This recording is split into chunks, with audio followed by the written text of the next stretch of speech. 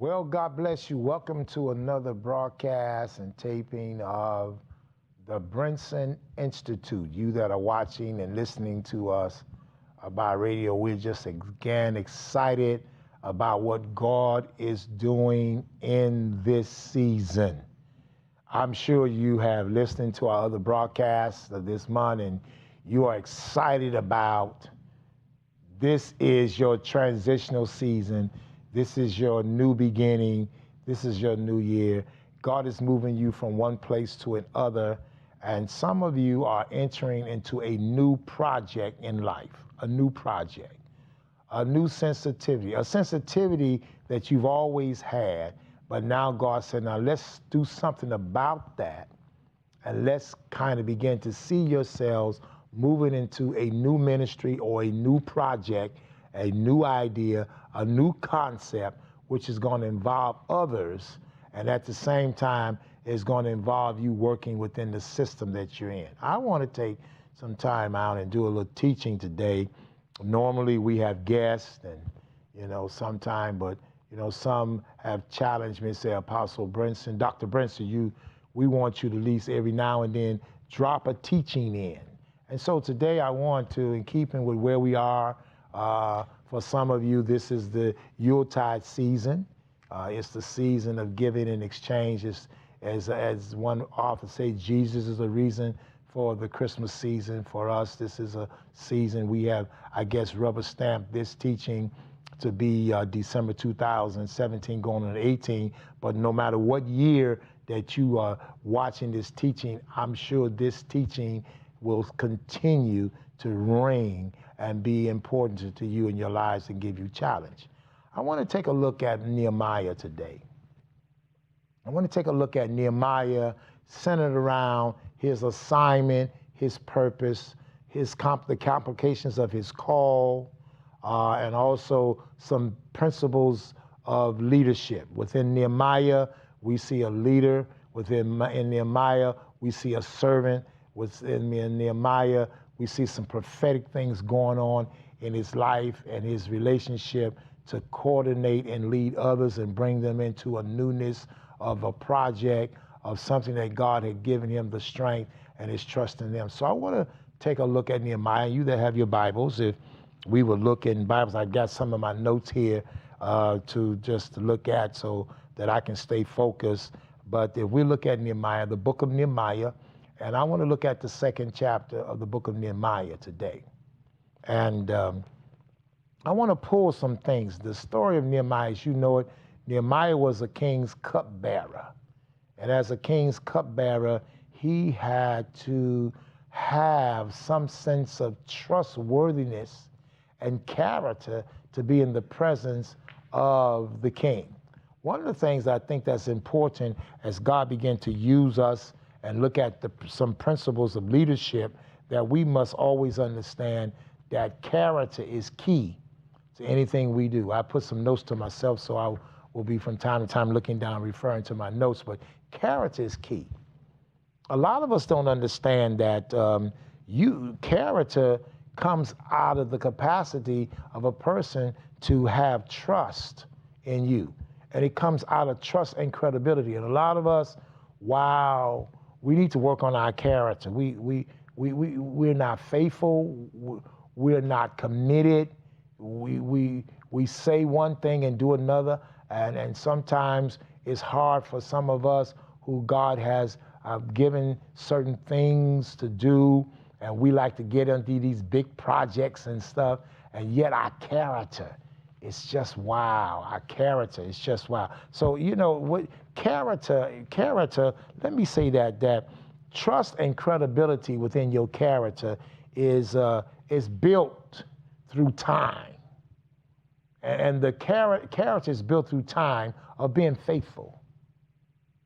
To be faithful. The question that we must ask ourselves, how faithful have we been in seasons and times with people, in our relationships, in situations, faithful to what has been entrusted into us, faithful to programs, faithful to our job tasks. So, faithful service, to be able to do faithful service makes others to trust you.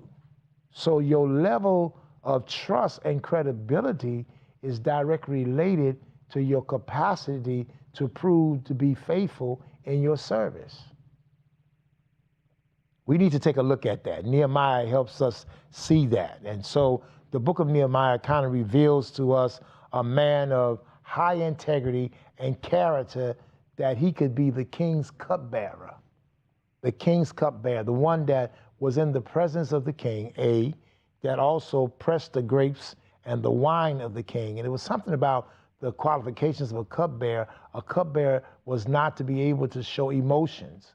A cupbearer had to be able to keep secrets, because when the king would drink his wine and sort of sometimes get excited, the king would say things that should not be repeated in the presence of others. The king would sometimes, a person that is relating to fine wines will tell certain issues and release certain information, and you got to be able to keep it. You got to be able to maintain your integrity. So you have to really notice that Nehemiah being a king cupbearer and the different ups and downs and moves that the king went through as the king tasted and drank of the wine.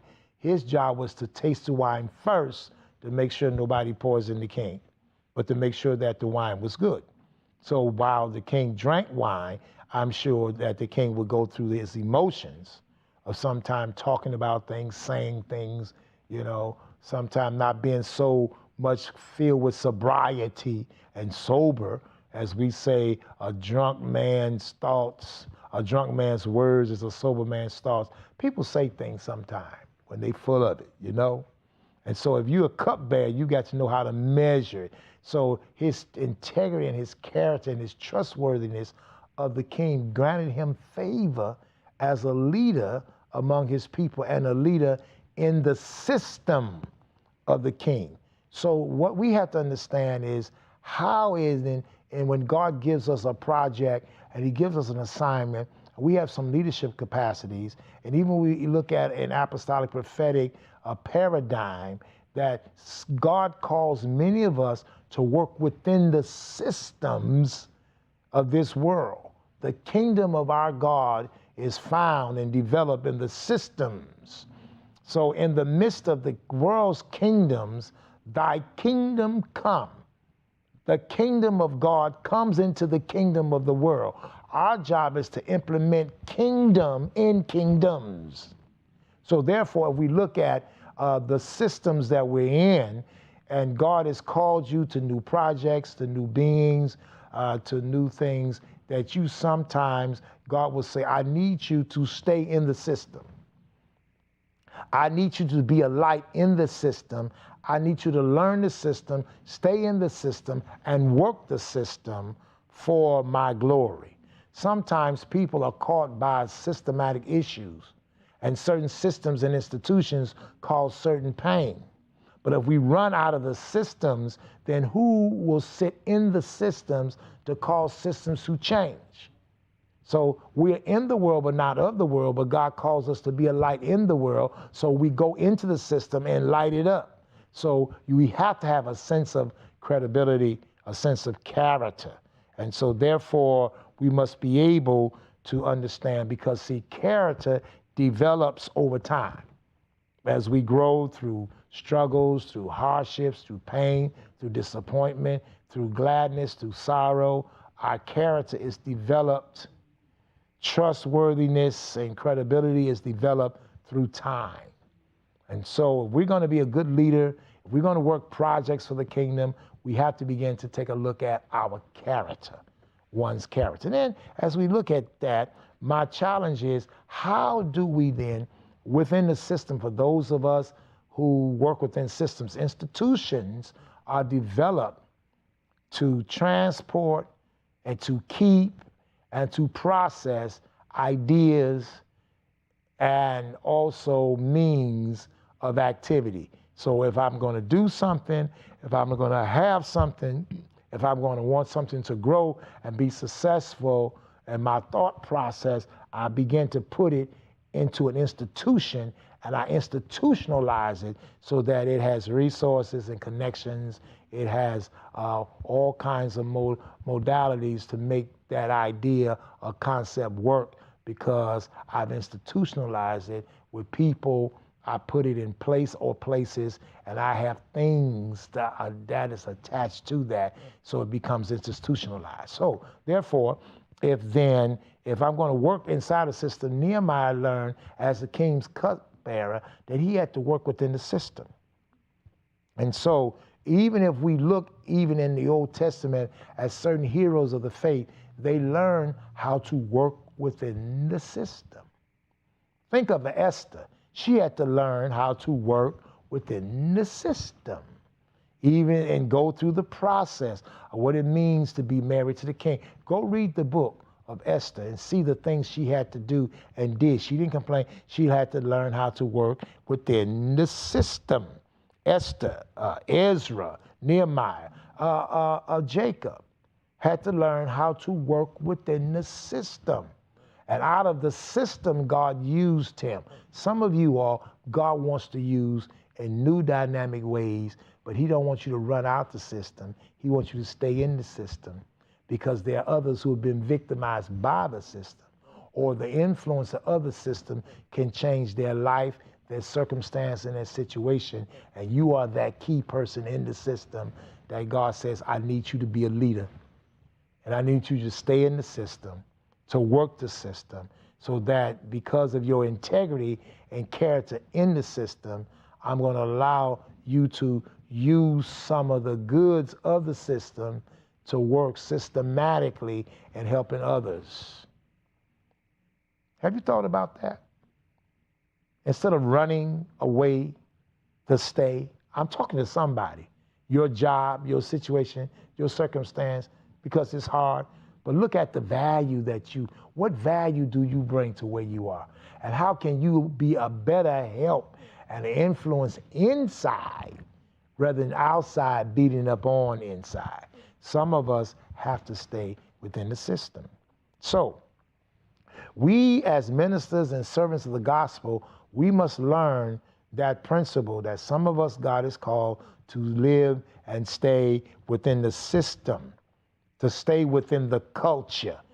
We didn't say the culture was saved, but go into the culture. For those of us who understand the different influence of a sphere of influence of the culture, the 7, 8 mountains of culture, those of us who are in family and education and music and entertainment and the arts and economics and entrepreneurship, knows that we need some people in the system to make changes, to get influence, to have some leverage so that we can do certain things that God requires for us to do to bring changes in others' lives. So as we look at Nehemiah chapter 2, verses 1 through 8, when you have time to read it, you find Nehemiah working within the system and being held accountable to the system, and at the same time having a good character while in the system that put him in a position to have a discussion with the leader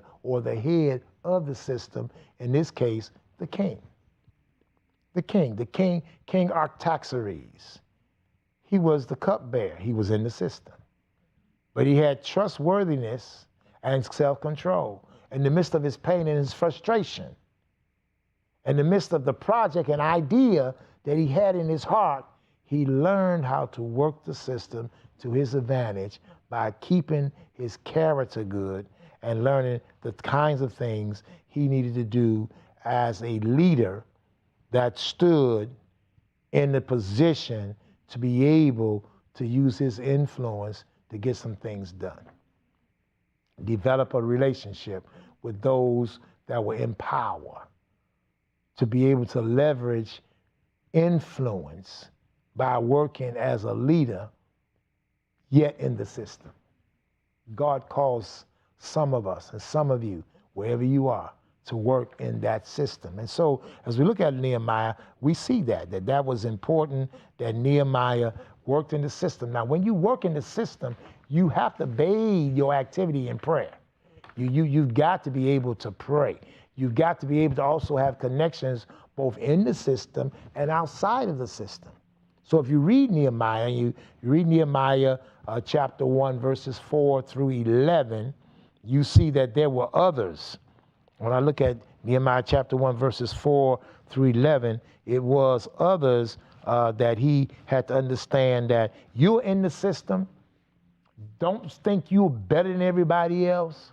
Submit yourself, find other persons, and then begin to seek God. So Nehemiah chapter 1, verse 4:11 says, so it was when I heard the words, he heard the words of the captivity of his people. He sat down and wept and mourned for many days.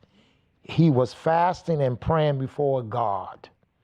And he said, God, you know, what about your covenant? Have an ear to hear. And he began to talk about the sins and the issues. He began to also identify with the people that were on the outside. Sometimes we're in a system and we don't want to identify with those outside the system, because sometimes we don't understand some of the folk outside the system are going through some of the same things those of you in the system are going through. And some of us that are in the system are representatives and leaders and come from those people outside the system. And because God has blessed you to be in the system, don't mean you need to look down on those outside the system, but you need to become sensitive to see what the system that you're in can help those who are part of you that happen to be on the outside. That's a principle of leadership. Look at Nehemiah. Examine that. Where are you? How does that fit within you? Those are complications of the call. God has a call. He positions you, but there are certain complications. But we have to live with those complications, understand them, and move forward and doing the work. And I believe as some of you all are moving into 2018 and moving to your seasons, and some are in transition, God is calling you to become a leader by working within the system to help those outside the system.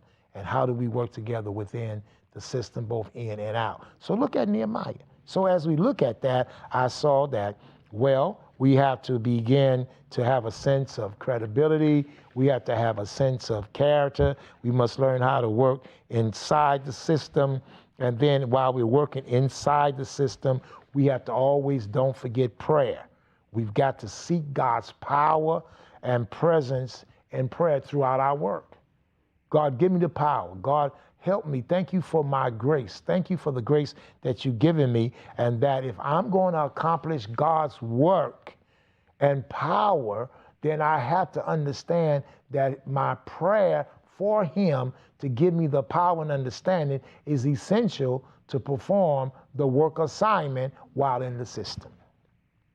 So within that, understanding character, understanding to be able to work within the system and work within bathing what we do in prayer, I began to look at certain things within where we were. So here in Nehemiah and the story of Nehemiah, we begin to see that in Nehemiah had to begin to know what he needed. Sometimes we have an idea, we have a concern, and we're in a situation of influence. And when we talk to those persons that are in those areas of power, and they ask us, what do we need? We don't know. We know how to talk about the issue. We know how to complain. Or I'm going to pray that God do this and God work this out here. So when the question comes, what do you need to change, or how can I help you? Well, now I got to go pray, but I don't know. No. We need to be able to say, God, now while I have this concern and while I'm in the system, I need you to begin to enlighten me with strategies of what I need, how I need to do it, when I need to do it, and where's the best area. Those things we need to keep in our mind as leaders, to know the when, what, where, and how, and the timing. So when God begins to use us as we walk around influential people and we're in the system, we'll be able to have an answer. Some of us, we need to confess that, God, I flunked because I was in a position to utilize my influence and my know-how in the system, and the system came to me with the capacity of monies or connections of influence and asked me what is the best way to do it, and I had to go home and research. I didn't have an answer. We need to begin to make sure that we have an answer, to understand that as we work inside of the system, that we must be thoughtful and understand what we need to do. So as I begin to look at that, I begin to understand that once he did that, when the king asked him, he said, look at you, you have a concern. What is it that you need? How can I help you? Oh, that's the big question that's coming for us that are in major projects and God is using us. We have a concern for our people, our situations, certain concerns. And while you are working in the system, you must always be prepared for the big question. So how can I help? So how can we help you? What is it that you need? So look here, Nehemiah the king says, so he prayed and the king says, then the king said to me, what do you request? Oh my God, what do you request? I got to get a quick prayer in here now. God, I got to hear what you say. Now, God, I need to listen. I need to hear you. I just can't be all caught up in my flesh now because there's a key, crucial question on the table. And as a leader, finally, my time, my commitment, my character has brought me to this position of a place of power, of a place of position that I'm being asked the major question. What do you need? So Nehemiah, he said he prayed and he asked. He said, I said to the king, if it pleases the king, and if your servant has found favor in your sight, you know my character, you know who I am, I ask that you send me to Judah, to the city of my father's tombs, that I may rebuild it. So what's the assignment? How do you understand your assignment? Based upon your assignment and your purpose, when you're in the system and you have position in the system, and then you have some connections where you are in a moment, in a position to talk with those who can make a difference in power, that you are clear of your assignment and know what must be done and how and what is required. Oh, based upon my assignment, I need to go home. I need you to send me. Not only do I want to go, I need you to send me. You know, Nehemiah was very creative. I need you. I want to go with some power behind me, right? Send me. So if anybody asks me why I'm coming with purpose and power, but I'm coming out of authority. I need some authority in what I do. Send me. And the king said to me, how long will you be? Now he can say, well, I don't know. You know, we like to do things. We want things. We want people to be involved with us. We want to go places. We have no sense of boundaries. No. We don't have a sense of our sphere of influence. We have no timing concern. Well, you know, whatever. No, it's not no whatever. Well, how long you gonna go? How long you gonna be gone? How much time do you need? Well, I need some time. Well, how much? Well, I never thought about it. No, you must think about it. How much time? What kind of time as a leader is put on projects? How do we look at time? How do we look at what God has given us? How do we look at what and how long something? What is our plan? What's your plan? How much time will it take? So he says, how long will your journey be, and when will you return? How long is it going to take you to get there? And then how long you going to stay? And when will you come back? Some of us can't answer those questions. You know, you talk to your friend or your spouse or something, you know, God told me I need to go south to do something. And finally, somebody says, I'm gonna let you go. So when are you gonna leave? How long are you gonna be gone? What do you need while you're down there? And when you come back? And you don't know. But you've been walking around pouting, saying, oh Lord, if you just bless me, if you let me go. But you haven't put together, you haven't counted up the cost, you haven't plotted your course, you have no clue. The leadership, let's look at Nehemiah. You've got to be able, when God puts you around people of influence, you've got to be able to prepare for your day of your encounter. There's going to be a day, there's going to be a time, I'm going to be asked the question, what do I need? And God is going to give me favor. You praying for favor.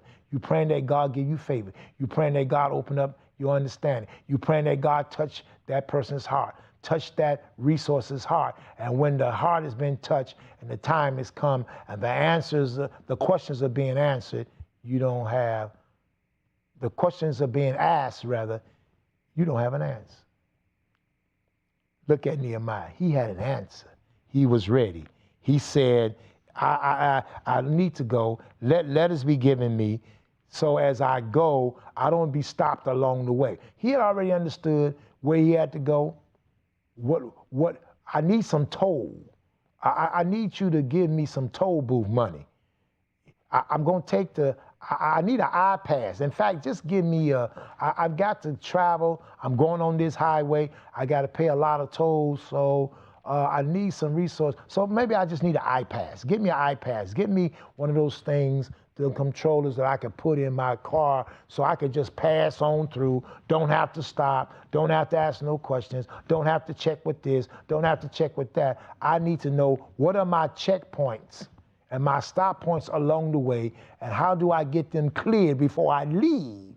So when I get to those points, it won't be aha. Haven't you seen people that start a project and get going, and then they end it and looking good, and they get stuck along the way, stopped along the way by other people of power and position, and they are trying to have a reference of who sent them, but they don't have their passport to get through. How do we understand how God wants to use us? And how do we begin to understand that we must be thoughtful? We must think clearly. We must have clear understanding in our purpose and our project. Don't get so caught up in doing a project that you don't think and be thoughtful and prayerful about what needs to happen. And so as we look at our lesson today, we find out that Nehemiah, he approached his work thoughtfully, carefully, and he was prepared. Thoughtfully, carefully, and he was prepared. That's what we always need to look at. Are you prepared to do what God has assigned you? Are you thoughtful in that situation? Because that's what he was. And so therefore, he began to understand that. And as he began to understand that, he didn't tell everybody his business. He needed to take time out to do some research and assessment on his own. There's so much in the book of Nehemiah. I'm not going to even, I can't even begin.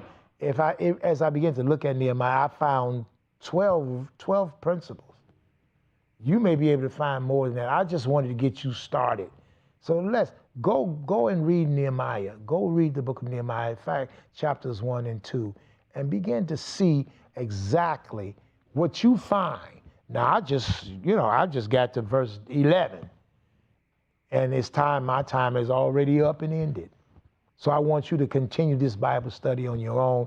Go read Nehemiah, especially chapter 2. See how he dealt with opposition. See how he came up with a plan. See how he was able to get other people to follow him and work with them. See how he wrote the vision and made it plain. And see how you have to understand it. Every time you move on something, the enemy is going to try to fight you, but can you stay focused? Well, until next time, you have been watching and participating with your host. I'm Apostle Dr. Sylvester Ball Brinson III of the Brinson Institute. And I want you in 2018 to stay focused.